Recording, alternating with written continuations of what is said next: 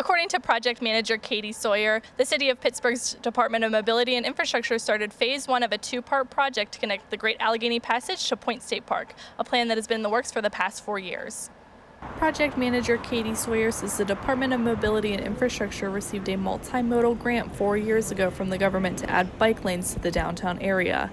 According to the Pennsylvania Department of Community and Economic Development, multimodal grants are given to ensure safe and reliable transportation is provided to the residents of the Commonwealth. So it'll be 3rd Avenue, which we're installing this week, contraflow bike lane, which means that bikes go with traffic in one direction, and they have a small, tiny bike lane that they can travel upstream in. According to Sawyer, some bus-only lanes will be shared with bikers in addition to the newly added bike lane on 3rd Avenue. Sawyer says phase one of the project has yet to cause any road closings or rerouting of buses.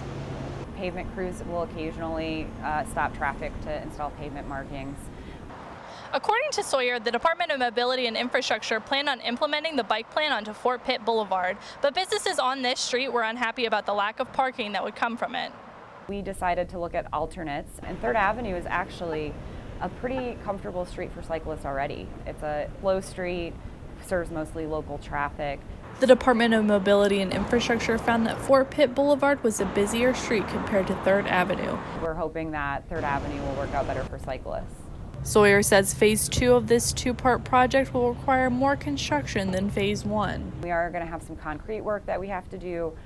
So next year, next summer, I could envision there being maybe detours for buses, maybe detours for cars. And that's a federal grant project, so we'll have a contractor who will be leading that, and we'll be very careful about having the proper maintenance and protection of traffic.